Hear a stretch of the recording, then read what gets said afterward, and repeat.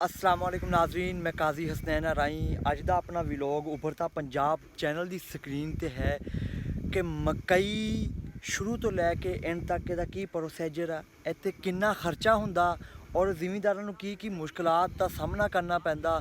ਫਿਰ ਜਾ ਕੇ ਇੱਦਾਂ ਮੱਕੀ ਦੀ ਜਿਹੜੀ ਆ ਢੇਰੀ ਲੱਗਦੀ ਆ ਔਰ ਫਿਰ ਇਹਦਾ ਰੇਟ ਲੱਗਦਾ ਵਾ, ਮੰਡੀ 'ਚ ਕਿੱਦਾਂ ਲੈ ਕੇ ਜਾਣੀ ਪੈਂਦੀ ਆ, ਇੱਥੇ ਆ ਕੇ ਜਿਹੜੇ ਤੋਲਣ ਵਾਲੇ ਤੋਲਦੇ ਨੇ। ਆਪਾਂ ਨਾਜ਼ਰੀਨ ਸਾਡੇ ਪਿੱਛੇ ਦੇਖੋ ਜ਼ਿਮੀਂਦਾਰ ਕੰਮ ਕਰ ਰਹੇ ਨੇ, ਆਪਾਂ ਉਹਨਾਂ ਕੋਲੋਂ ਜਾਣਦੇ ਆ ਕਿ ਇਹ ਮੱਕੀ ਤੇ ਕਿੰਨਾ ਖਰਚਾ ਹੁੰਦਾ, ਕੀ ਇਹਦਾ ਪ੍ਰੋਸੀਜਰ ਆ, ਹਰ ਚੀਜ਼ ਦੇ ਬਾਰੇ ਆਪਾਂ ਜਿਹੜਾ ਨਾਜ਼ਰੀਨ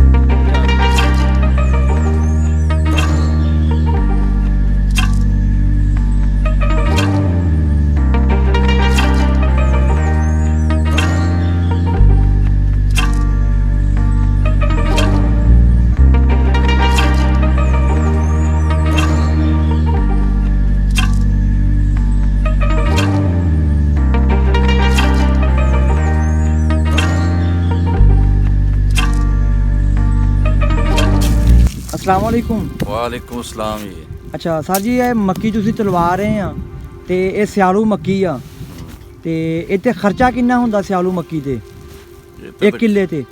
इत्थे तकरीबन खर्चा जे ते ठेके तो अलावा जिहड़ा खर्चा वो कम से कम जिहड़ा ना 40-45 हज़ार रुपया खर्चा फी एकड़ 40 तो 45 हज़ार रुपया खर्चा ठेके तो अलावा। जे अपनी मालकी जमीन अच्छा मलकीयत दी होवे, जे ठेके ते होवे ते मुड़ के दा ठेका मजीद जिहड़ा ना वो तकरीबन 30 हज़ार का ठेका। इस साल तो ठेका ज़्यादा हो गया, 30 हज़ार कम से कम ठेका पा लो ਇਹਦਾ ਤੇ 6 ਮਹੀਨਿਆਂ ਦਾ। ठीक आ।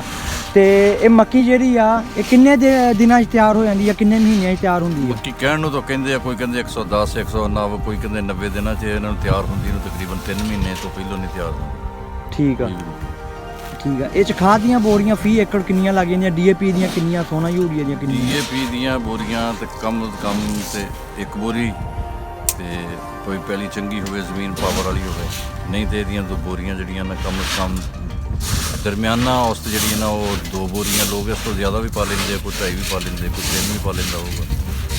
ਠੀਕ ਆ। ਅੱਛਾ ਸਿਆਲੂ ਮੱਕੀ ਦਾ ਜਿਹੜਾ ਅੱਜ ਕੱਲ੍ਹ ਰੇਟ ਚੱਲਦਾ ਪਿਆ, ਮੁਖਤਲਿਫ ਰੇਟ ਚੱਲਦਾ ਵਾ, ਤੇ ਕੋਈ 1500, ਕੋਈ 1600, ਕੋਈ 1700, ਕੋਈ 1800 ਤੱਕ ਵੀ ਰਿਹਾ ਵਾ।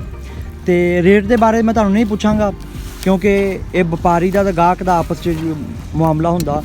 ਇਹ ਮੱਕੀ ਤੁਹਾਨੂੰ ਵਪਾਰੀ ਤੁਸੀਂ ਲੈ ਕੇ ਜਾਓ ਨਜ਼ਦੀਕ ਮੰਡੀ ਦੇ ਵਿੱਚ, ਉੱਥੇ ਫਾਇਦਾ ਵਾ ਤੁਹਾਨੂੰ ਜ਼ਿਮੀਂਦਾਰਾਂ ਨੂੰ, ਜਾਂ ਵਪਾਰੀ ਤੁਹਾਡੇ ਕੋਲ ਇੱਥੇ ਚੱਲ ਕੇ ਆਵੇ, ਇੱਥੇ ਰੇਟ ਲਾ ਕੇ ਇੱਥੇ ਤੋਲੇ ਫਾਇਦਾ ਤੁਹਾਨੂੰ ਮਰਬੇ ਜਿੱਦਾਂ ਹੁਣ ਤੋਲ ਰਹੀ ਹੈ? ਸਾਨੂੰ ਤਾਂ ਫਾਇਦਾ ਇਹ ਆ ਕਿ ਇੱਥੇ ਜ਼ਿਆਦਾ ਫਾਇਦਾ ਇੱਥੇ ਆ ਕਿ ਇੱਥੇ ਤੁਲ ਜਾਏ।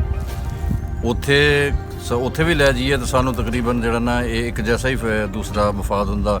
ਉੱਥੇ ਸਾਨੂੰ ਮਿਹਨਤ ਜ਼ਿਆਦਾ ਕਰਨੀ ਪੈਂਦੀ, ਆਪ ਜਾਣਾ ਪੈਂਦਾ, ਉੱਥੇ ਟਰਾਲੀ ਟਰੈਕਟਰ ਦਾ ਇੰਤਜ਼ਾਮ ਕਰਨਾ ਪੈਂਦਾ, ਵਕਤ ਜ਼ਿਆਦਾ ਲੱਗਦਾ, ਇੱਥੇ ਵਕਤ ਕਮ ਲੱਗਦਾ। ਉਹ ਜਿਹੜਾ ਉੱਥੇ ਰੇਟ ਜ਼ਿਆਦਾ ਲੱਗਦਾ, ਉੱਥੇ ਸਾਡਾ ਖਰਚਾ ਵੀ ਆ ਜਾਂਦਾ। ਤਕਰੀਬਨ 60 ਰੁਪਏ ਉਹਨਾਂ ਦਾ ਇਸ ਵੇਲੇ 1500-1600 ਰੁਪਇਆ ਜਿਹੜਾ ਰੇਟ ਚੱਲਦਾ ਪਿਆ, ਇੱਥੇ 60 ਰੁਪਏ ਉਹਨਾਂ ਦਾ ਖਰਚਾ ਆ ਜਾਂਦਾ, ਕਮਿਸ਼ਨ ਵਗੈਰਾ ਜਿਹੜਾ ਗੱਲਾ ਮੰਡੀ ਦਾ। ਇੱਥੋਂ ਲਿਜਾਣ ਦਾ ਜਿਹੜਾ ਨਾ ਉਹ ਵੀ ਹੁਣ 4000 ਤਕਰੀਬਨ ਇੱਥੋਂ 22 ਕਿਲੋਮੀਟਰ ਦਾ 25 ਕਿਲੋਮੀਟਰ ਦਾ ਲੈਂਦੇ ਆ।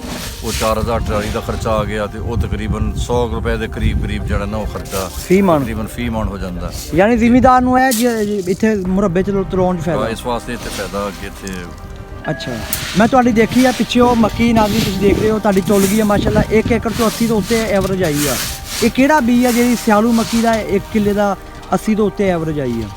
80 ਤੇ ਜਿਹੜਾ ਨਾ ਸਾਡੇ ਕੋਲ ਤੇ ਬੀਜੀ 926 ਹੈ।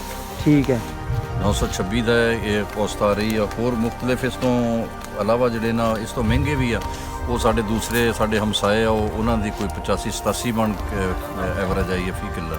ਠੀਕ ਹੋ ਗਿਆ। ਉਹਨਾਂ ਦੀ 40 ਸੀ, ਉਹਨਾਂ ਦੇ ਮਹਿੰਗਾ ਵੀ ਸਾਡਾ ਤੋਂ ਕੋਈ 4000 ਦਾ, 4,500 ਦਾ ਬੀਜ ਆ, ਉਹਨਾਂ ਨੇ 9-10 ਹਜ਼ਾਰ ਦਾ ਬੀਜ ਆ। ਠੀਕ, ਬਹੁਤ ਸ਼ੁਕਰੀਆ ਸਰ, ਤੁਸੀਂ ਆਪਣਾ ਕੀਮਤੀ ਟਾਈਮ ਦਿੱਤਾ। ਨਾਜ਼ਰੀਨ ਤੁਸੀਂ ਦੇਖ ਰਹੇ ਹੋ, ਇਹ ਦੇਖੋ ਮੱਕੀ ਤੁਲ ਰਹੀ ਆ। ਤੁਹਾਨੂੰ ਅੱਜ ਦਾ ਅਸੀਂ ਵਲੌਗ ਦੇ ਅੰਦਰ ਉਹ ਦੇਖੋ 1 ਕਿੱਲੇ ਦੀ ਤੁਲੀ ਪਈ ਹੈ, ਕੁਛ ਢੇਰੀ ਉਧਰ ਤੁਲਣ ਵਾਲੀ ਪਈ ਹੈ। ਨਾਜ਼ਰੀਨ ਤੁਸੀਂ ਦੇਖੀ ਹੈ ਮੁਕੰਮਲ ਵਲੌਗ।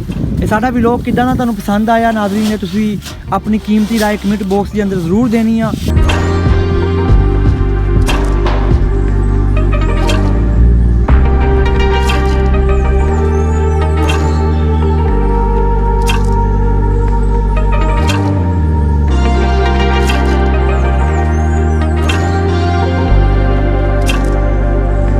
ਸਾਡੇ ਚੈਨਲ ਦੀ ਵੀਡੀਓ ਪਸੰਦ आई आ, मजीद इदा ਦੀਆਂ ਵੀਡੀਓ ਦੇਖਣ ਵਾਸਤੇ ਸਾਡੇ ਚੈਨਲ ਉਭਰਤਾ ਪੰਜਾਬ ਨੂੰ ਸਬਸਕ੍ਰਾਈਬ ਕਰ ਦਿਓ। ਮਿਲਦੇ ਹਾਂ ਕਿਸੇ ਨਵੇਂ ਟੈਲੈਂਟ ਦੇ ਨਾਲ, ਨਵੀਂ ਵੀਡੀਓ ਦੇ ਨਾਲ। ਅੱਲਾ ਹਾਫਿਜ਼।